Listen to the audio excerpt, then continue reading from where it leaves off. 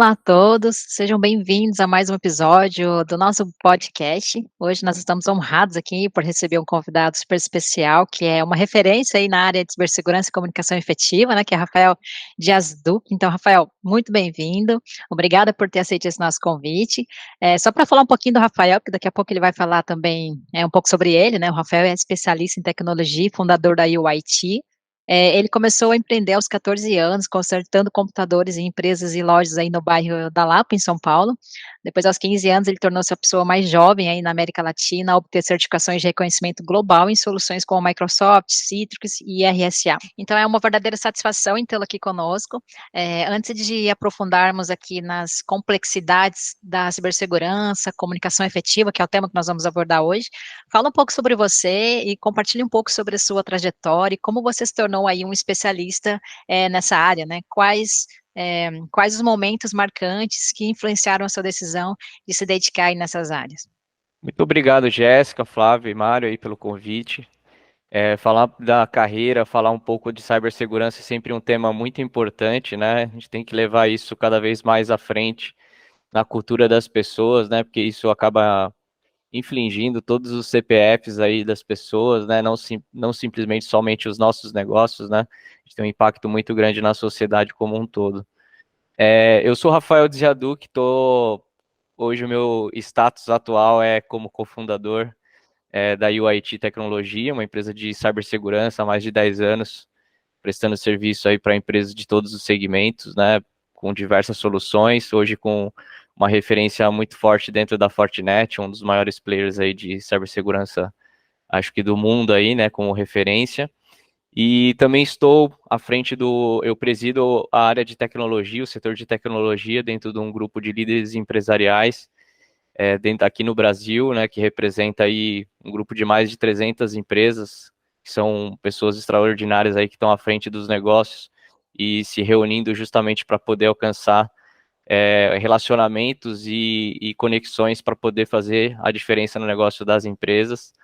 Eu também estou me especializando para a parte de conselho, né? Eu tenho visto uma dificuldade muito grande na comunicação das áreas de tecnologia com os conselhos, com os boards das empresas, e tenho identificado isso porque da mesma forma que a tecnologia tem transformado as nossas vidas, a gente tem como fazer com que as empresas alcancem cada vez mais espaços aí e consiga realizar cada vez mais projetos audaciosos utilizando a tecnologia. E para isso, a gente precisa ter uma comunicação efetiva, precisa ter um board, um conselho que tenha conhecimento, né, que consiga dialogar e entender da tecnologia, dos seus resultados aí para poder fazer as coisas acontecerem. Eu posso contar um pouquinho da minha carreira. Eu comecei bem cedo. Eu comecei com 13 anos fazendo um curso de manutenção em computadores na época. E logo que eu comecei a fazer esse curso, na época não tinha tantas pessoas, né? Apesar da minha jovialidade, né? Na idade, as pessoas acabavam me indicando para poder consertar os computadores. E nisso eu acabei, aos 14 anos, já iniciando a trabalhar diretamente com algumas empresas, principalmente no bairro da Lapa, né, onde tem um comércio muito grande, onde tinham empresas que estavam migrando o serviço e a parte de, principalmente contábil, né, a parte de notas fiscais, da parte de recibo para o cliente, de você fazer é, o trabalho de colocar as informações dentro dos computadores, acabou já criando aquela necessidade de ter o computador funcionando. E muitas empresas tinham problemas, né, é, na impressora, no computador, e acabavam me chamando. Eu não sei se era porque era muito barato, porque eu era jovem e não sabia talvez precificar as coisas, ou porque realmente tinha ali um trabalho diferenciado, né? Eu realmente atuava de uma forma bem transparente com o cliente mesmo com 14 anos. Isso é um dos pontos, né, Rafael, que nós vamos comentar aqui sobre a carreira, né? Sobre como é que é iniciar a carreira em segurança da informação, cibersegurança, né? Toda essa parte que as pessoas, muitas vezes as pessoas desconhecem. E me fala um pouco mais, Rafael, assim, eu acho que começar a carreira com uns 14 anos aí foi bem jovem, né? E isso é muito interessante. Nos explica um pouco mais como é que foi esse início, porque como é que você descobriu a segurança da informação, né? Que é um tema tão complexo, né? Principalmente na nossa época, né, Rafael, que não existia o YouTube, não existia o que existe Exato. hoje, né? Como Das é que foi ferramentas que isso? nós utilizamos hoje, praticamente não tínhamos nenhuma rede social das atuais, na época acho que não tinha, depois foi Orkut e tudo, né? Mas era muito diferente a comunicação, não tinha WhatsApp, não tinha YouTube, não tinha nada. Então era realmente, acho que tinha dois, pelo que eu sou, o Google fez 25 anos, o Google acho que tinha 2 anos de idade aí, então era bem no começo, né? A gente chegou a utilizar o KD na época, né? Que era o brasileiro, tudo. Então tinha algumas empresas na época que nem existem mais hoje. Mas a cibersegurança era muito diferente, até posso comentar um pouco disso, né? A cibersegurança, na verdade, na época não se falava, né? O modelo de cibersegurança pensado no passado é muito diferente. Nessa mesma época eu já li alguns livros de cibersegurança, porque eu tinha eu me interessava, uma curiosidade muito grande para entender como é que o hacker chegava a invadir um website ou alguma coisa do tipo. E eu li diversos livros, eu comprava livros no eBay, trazia livros de fora porque tinham poucos livros traduzidos e os melhores livros eram de fora. E aí eu trazia os livros, eu nem conseguia falar direito inglês na época e eu acabava traduzindo tudo era no dicionário, porque não tinha muitas ferramentas. Na época eu andava eu tenho até alguns livros guardados, tudo com anotação, praticamente eu fazia a tradução deles, né, para poder entender. Isso me despertou bastante interesse, mas nessa época arrumando computador, pouco se falava, tá? E aí foi só dando uma sequência, na verdade, foi uma empresa, uma gráfica que eu atendia também lá no bairro da Lapa e eles me indicaram para uma empresa que também era na Lapa, inclusive, que era de manutenção em computadores, e eu fui lá fazer o meu primeiro estágio, vamos dizer assim, mais formal, né?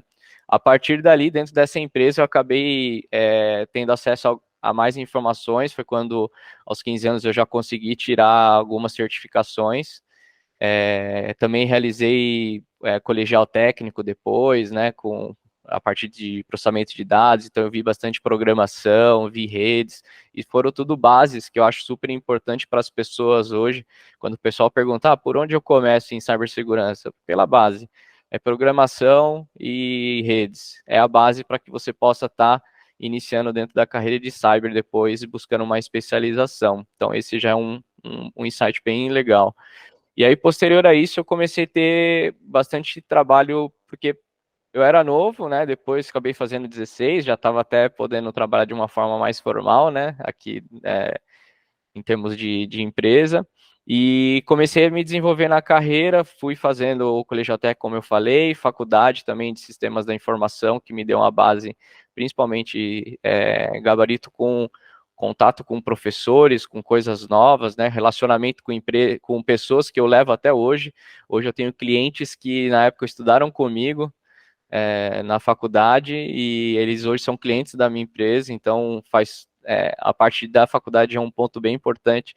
Muitas pessoas hoje falam que a faculdade às vezes não é necessário, mas a faculdade não é em si só o conteúdo, é muito amadurecimento que você tem dentro da faculdade, de você conhecer as pessoas, de você conhecer pessoas que estão trabalhando em empresas diferentes, ter contato com os professores, que normalmente são pessoas de mercado, que já têm, né, mais especialidade e utilizam métodos para que você desenvolva. Eu era muito tímido, eu jamais faria uma entrevista, jamais faria uma apresentação, foi um esforço muito grande nessa época para eu poder até me desenvolver, e a faculdade ajudou muito com trabalhos, né, para poder fazer esse desenvolvimento, e hoje a comunicação e você se expor hoje dentro do mercado faz totalmente a diferença, né? Sabe uma coisa interessante, Rafael, que as pessoas sempre questionam, né?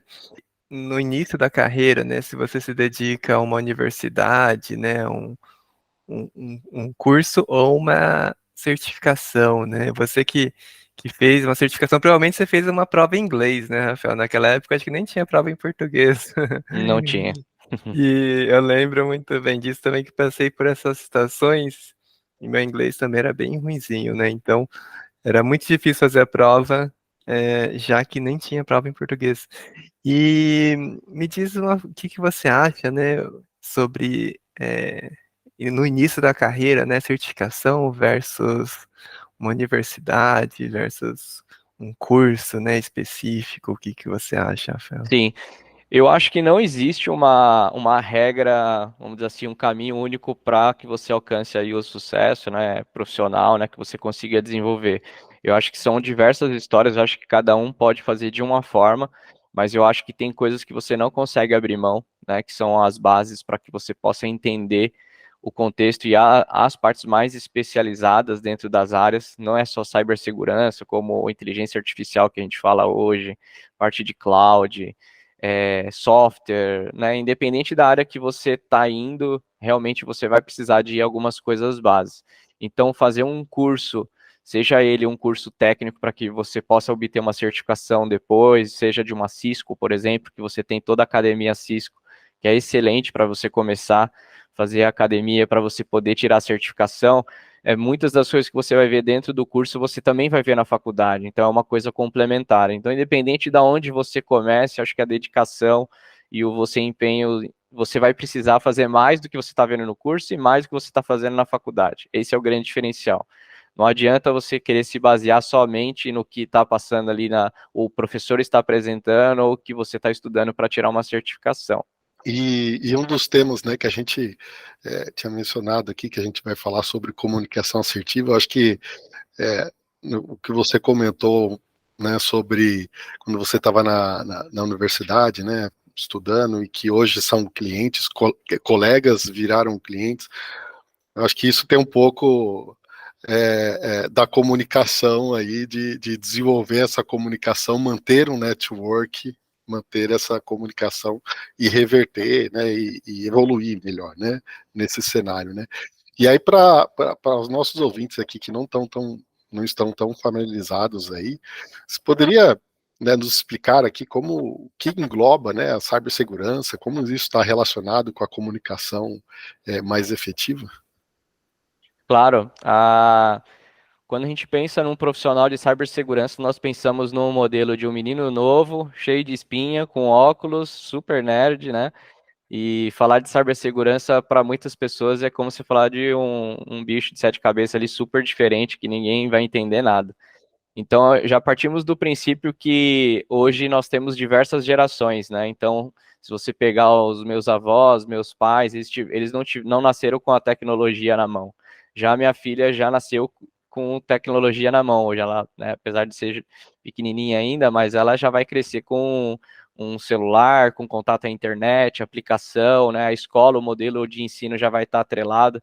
Eu, quando fiz colégio, eu nem tinha computador, eu fui ver computador no meu colegial técnico, então é muito diferente, né, ao contato que a gente tem. E a comunicação, ela é importante para poder fazer com que o interlocutor, junto com a pessoa que você está conversando, ela entenda realmente. E a gente tente democratizar ao máximo a tecnologia ou cibersegurança para que ela fique de uma forma mais simples, né? A gente consiga tirar da complexidade de falar bits e bytes para uma linguagem mais familiarizada para as pessoas, né? Eu entendo que cibersegurança precisa estar dentro da cultura das pessoas, né? Eu sou uma das pessoas que defende, inclusive, a cibersegurança dentro das escolas, tanto das escolas infantis como das escolas do ensino médio, né? E os colegiais e tudo mais, porque quando você treina e você faz com que as pessoas entendam que a internet ela tem o poder de fazer tantas coisas boas quanto coisas ruins, né? A gente tem aí o primeiro ponto de dentro da cibersegurança, que é a parte de conscientização, que é uma das coisas que as empresas mais oneram hoje. É justamente isso, porque as empresas investem milhões em tecnologias de segurança para poder assegurar a informação, os sistemas, os websites, mas elas esquecem da ponta, que é o elo mais fraco, que são os usuários, são as pessoas que estão ali. E se você não treina, você está deixando uma boa parte vamos dizer assim, do seu investimento para trás, porque nenhum sistema vai ser 100% eficaz, sempre vai ter 1% ali de chance, ou até mesmo mais, né? E aí, até para entrar um pouquinho no tema de cyber, como é que eu tive acesso à cibersegurança, né? Depois que eu fui ganhando conhecimento, eu me interessei por cibersegurança, porque eu tive uma oportunidade de trabalhar com um parceiro de Firewall, que era a SonicWall na época, depois foi até comprado pela Dell, depois acabou sendo, eles afastaram de novo, então hoje atuando de forma autônoma, né? Mas eu trabalhei 2 anos com SonicWall, também tirei certificações, tinha conhecimento de rede, fiz diversos projetos, eu atuava na área de pré-vendas, né? E isso me fez com que eu tivesse um conhecimento, porque eu comecei a fazer projetos complexos, né, de redes, e as empresas estavam cada vez mais conectadas. Então, a preocupação das empresas na época não era nem cyber, era justamente a conexão, de você garantir que a conexão entre os sites, entre as filiais e a matriz estivessem funcionando, né, através de VPNs na época, e também tendo uma segurança. E isso acaba tendo realmente um aspecto importante, porque esse modelo, né, de cibersegurança, como eu comentei, na época, se você pegar até 2010, os ataques que tinham era do que a gente chama de ativistas, né? Eram pessoas que queriam invadir sites para poder se ganhar nome no mercado, né? Era para, vamos dizer assim, para que você ficasse em evidência, saísse na mídia, nossa, teve o hacker que invadiu o site da prefeitura, do governo, da NASA, né? Teve vários casos aí, né? E nessa época, vamos dizer assim, o que motivava as pessoas eram os jovens a acessar e invadir os sites para poder deixar a marca dele lá, né? Como se fosse uma pichação, né? E hoje a gente vê que depois de 2017, principalmente, que nós tivemos vamos dizer assim, a primeira pandemia digital que foi com o WannaCry, né? Que espalhou no mundo inteiro, mudou-se muito, né? Então hoje a gente fala na verdade, de organização criminosa. São pessoas que estão organizadas para poder atacar as empresas para obter dinheiro, basicamente, né? É para ter acesso à parte de informação, vender informação, ou até mesmo você implantar, por exemplo, um ransomware e ter uma extorsão ali através da criptografia de dados. Realmente, Rafael, você falou da conscientização, né? A conscientização realmente tem um papel fundamental aí, não só dentro da empresa, né? Dentro das organizações, mas fora também.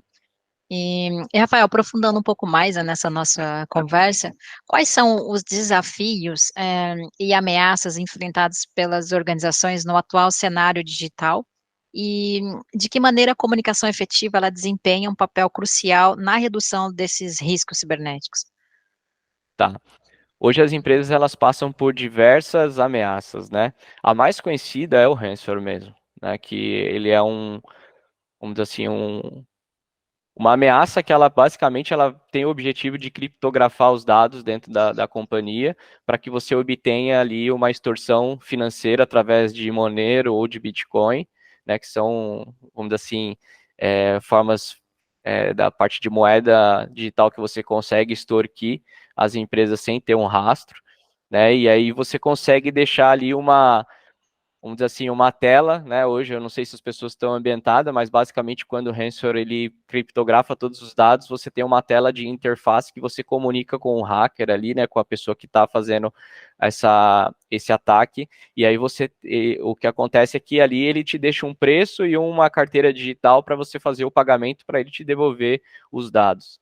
E ali, inclusive, eles são tão organizados hoje que eles até negociam. Você tem uma caixa de chat onde você consegue negociar com o hacker, e a negociação ela é muito dura, né? Porque você envolve muitas vezes pessoas, às vezes é o coração da empresa que está ali parado, né? Os clientes já estão sendo afetados, e normalmente o hacker ele deixa você desconfortável na medida que ele coloca um timeline ali para você fazer o pagamento. Então, se você pagar até sexta-feira, eu vou te cobrar 15 bitcoins, mas se você pagar depois disso, vai ser 35 bitcoins.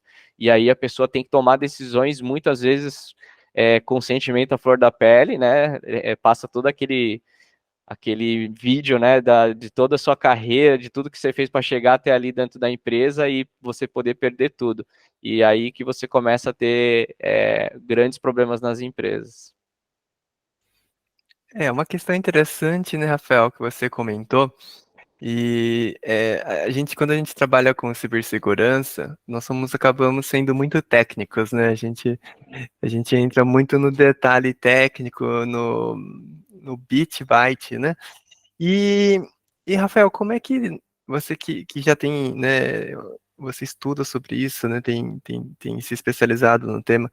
Como é que a gente traduz esse tema tão complexo que é a cibersegurança os C-levels, né, para as pessoas que estão ali no board, que estão ali tomando grandes decisões, como é que você demonstra esses riscos, né, para eles possam compreender que que isso pode ter impacto no negócio, né?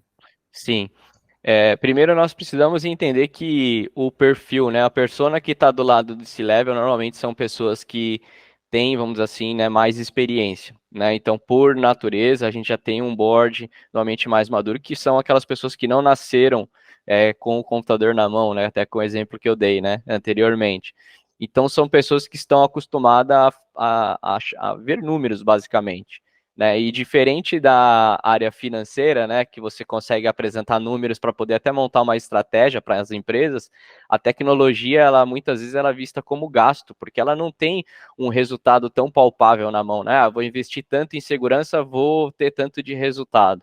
Então você tem essa dificuldade de comunicação realmente, e aí acho que um grande problema das empresas de tecnologia é justamente traduzir os investimentos em tecnologia para que eles não sejam vistos como os gastos e você trazer ele para o board de uma forma que você consiga tangibilizar. Então, uma das coisas que eu tenho levado bastante para dentro dos conselhos, né, e dentro das empresas, e principalmente na UIT, quando a gente fala com o cliente, é levar o investimento em cibersegurança como um diferencial para o seu cliente.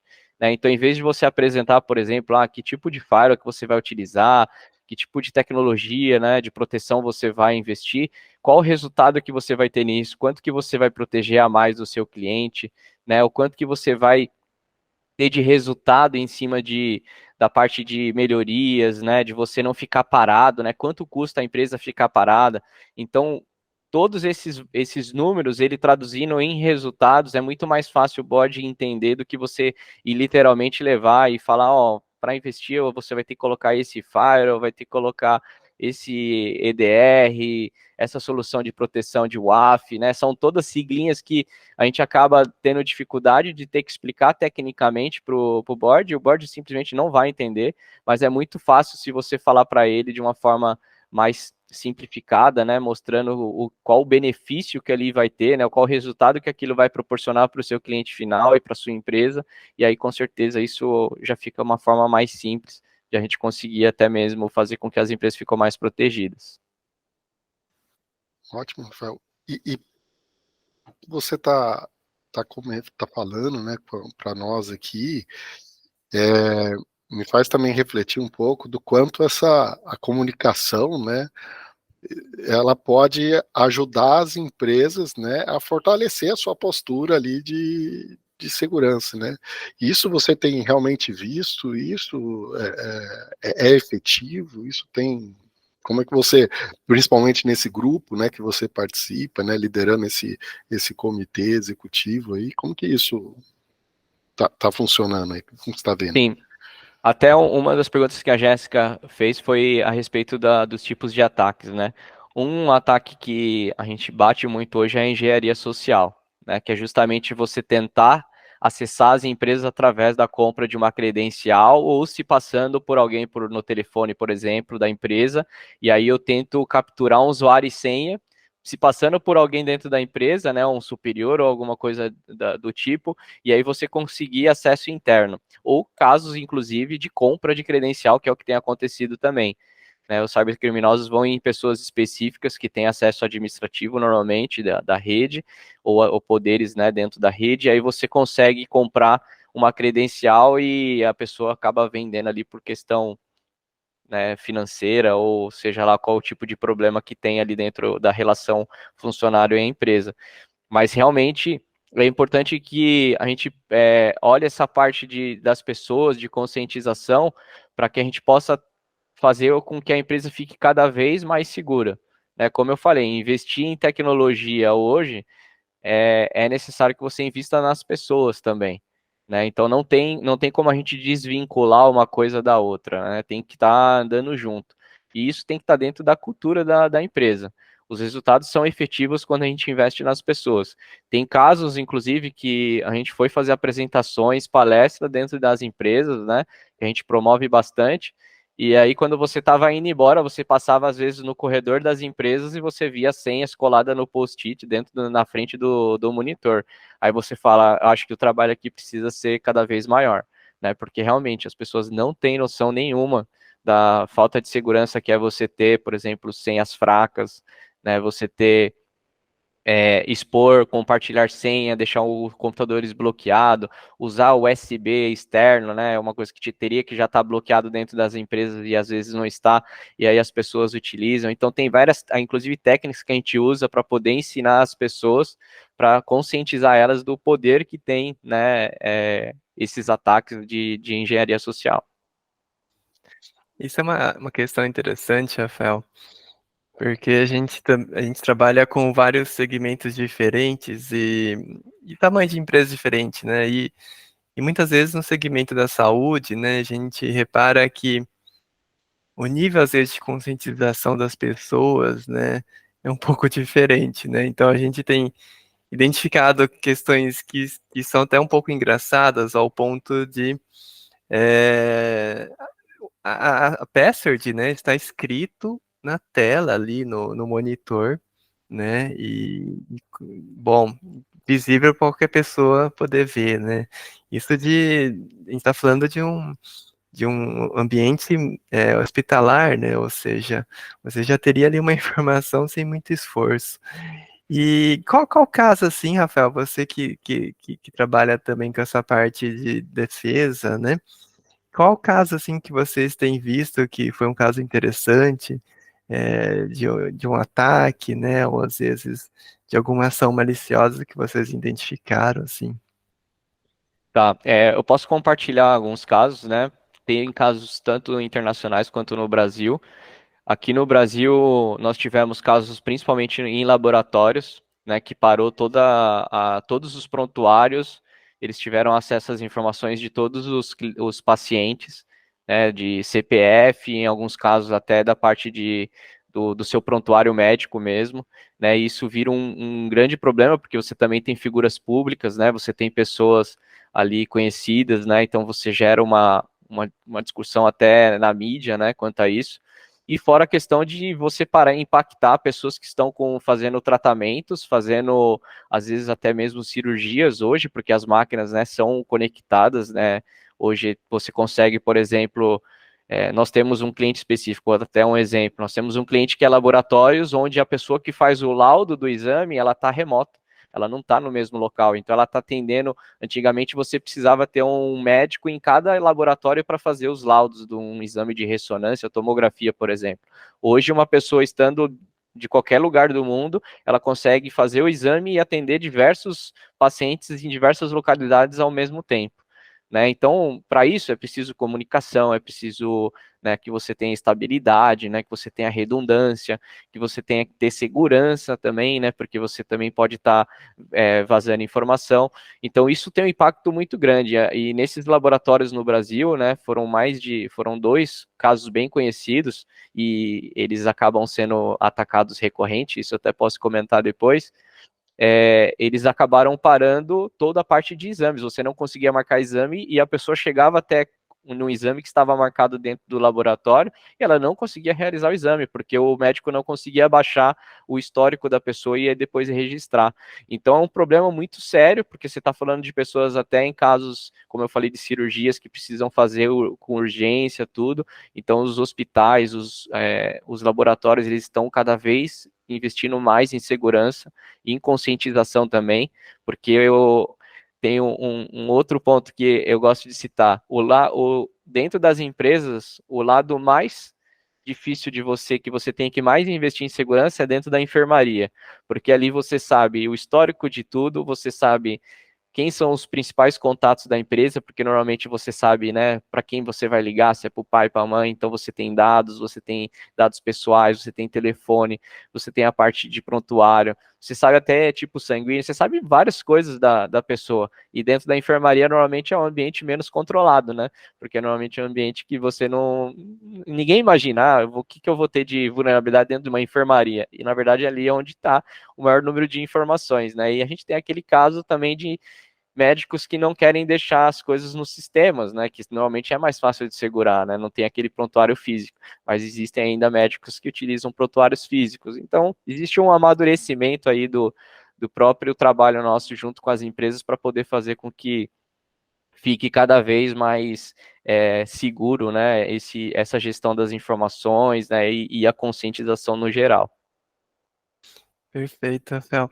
Rafael, de uma forma geral, né, assim, você que começou na carreira aí de tecnologia, em cyber, muito jovem, queria que você compartilhasse aqui uma dica, né, com as pessoas,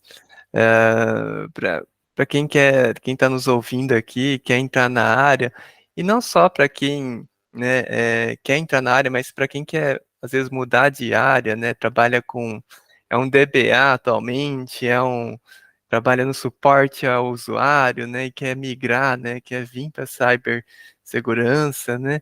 Queria que você passasse, compartilhasse aqui uma dica, né, você que tem uma grande experiência aí já desde jovem, né? Compartilha Isso. uma dica aí com a gente, Rafael. Sim, com certeza. Eu acho que você precisa ter bastante determinação, resiliência, porque a tecnologia tanto em cyber, né, ou qualquer coisa de tecnologia, ela se atualiza muito rápido.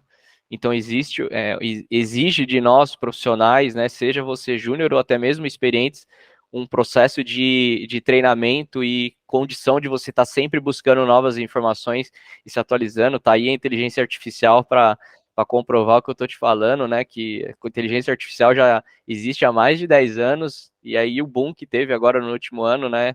Surgindo diversas coisas novas, ferramentas, uma série de coisas, e sempre vai ter a informação da vez, né, a solução da vez, a tecnologia da vez, mas para as pessoas que estão tanto migrando quanto para as pessoas que estão iniciando dentro da área de cyber, vocês têm acesso a uma coisa que eu não tive, que era treinamentos e acesso a informações de forma muito fácil. Na internet está cheio de cursos. Os fabricantes hoje de tecnologia, de cyber, Fortinet, você pegar Palo Alto, FireEye, várias empresas de cyber, você tem treinamentos gratuitos, você consegue fazer muitas vezes uma academia completa com treinamentos, em alguns casos até em português, se for necessário, para que você possa desenvolver e você não tira R$ 1 do bolso e faz direto da sua casa, sentado no sofá ali, tranquilamente. Então, basta você ter realmente vontade, você se dedicar. Não é fácil, porque existe uma necessidade de você estar se dedicando diariamente para poder ter uma profundidade maior nas informações e experiência. Você aceitar principalmente oportunidades no mercado de trabalho que vão te gerar experiência, né? Que você tenha acesso a pessoas boas de mercado, a soluções boas e você tenha a oportunidade, acesso, né? Que é o que a gente tem que buscar principalmente no começo da carreira. Existe uma ansiedade muito grande, principalmente dos jovens que iniciam na área de tecnologia, de querer subir de posições ou até mesmo de adentrar dentro de posições com valores de salário até mais alto, ou coisa do tipo, né? Porque realmente a área de tecnologia ela tem uma valorização grande no mercado, né? Mas existe uma necessidade muito grande da gente poder ganhar experiência, a bagagem, né? Para que a gente possa construir uma carreira sólida realmente, e isso depende de cada um. Então, investir tempo e ser determinado, né, para poder realizar os cursos e você colocar a mão na massa, tá sempre buscando novas informações, é principalmente vamos dizer assim, a dica primordial para todo mundo. E só uma dica final aqui, Rafael, antes de a gente concluir. A gente trouxe até esses dias, né, uma conversa com um empreendedor, né, que ele desenvolveu uma aplicação, né, que faz toda a parte de gestão de cookies. Bom, a gente sabe dos desafios, né, de empreender na área de cyber. Me fala um pouco aqui, Rafael, sobre como é que tem sido, né, desenvolver uma empresa, né, como é que o quanto é desafiador, e até dar uma dica aqui para quem se imagina, né, um dia conseguir seguir esses caminhos, né? O que você pode compartilhar com a gente, Rafael? Eu acho que, como tudo na vida, o maior desafio do empreendedor são as pessoas, né? Quando a gente tem uma empresa, a gente precisa passar por um processo de amadurecimento e achar pessoas que realmente estejam engajadas, dentro do seu propósito como empresário, como empreendedor, né, que realmente estejam colaborando, né, para que você faça essa jornada de empreender, que realmente não é fácil, né, principalmente quando a gente fala nível Brasil, que tem dificuldades em todos os aspectos, tanto econômicos quanto políticos. A gente tem um risco grande, né, de diversas frentes dentro do mercado, e você precisa ter pessoas que estejam engajadas. Acho que, como tudo na vida, pessoas é o pilar principal. Então, você buscar pessoas boas no mercado, valorizar principalmente as pessoas que estavam no começo da jornada, que você conseguiu realizar, trazer, né, que você faça com que essas pessoas também cresçam dentro das empresas. E uma das coisas que eu sempre bato, que foi uma coisa que eu aprendi ao longo, porque a gente vem de uma geração que o funcionário era muito maltratado, né, e isso causou quando você fala que é empresário, muitas vezes você é taxado de uma pessoa até com coisas negativas. Então, eu acho que isso tem mudado bastante, né? Mas eu acho que uma coisa que eu aprendi bastante que eu levo muito dentro da UI, em todo lugar que eu comento, antes do seu cliente final, você tem um cliente dentro de casa, que é o seu colaborador, né? Então, se o seu colaborador, a empresa está tratando bem seu colaborador, está tendo um trabalho de desenvolvimento, e você tem colaboradores felizes e engajados, isso vai refletir no seu cliente final, e automaticamente a cadeia está fechada para que você consiga alcançar aí os objetivos da empresa. Então, esse com certeza eu acho que é o principal pilar hoje dentro do mundo do empreendedorismo. Perfeito. Bom, Rafael, muito obrigado aqui pela sua participação, muito obrigado aqui por compartilhar o conhecimento conosco aqui. E, bom, até a próxima então, pessoal, e a gente volta aqui. Muito obrigado, pessoal. Boa tarde para vocês. Muito obrigado, gente. Obrigada. Obrigada, Rafael. Obrigado, pessoal. Obrigado, Obrigado, Rafael. Jéssica. Obrigado, pessoal.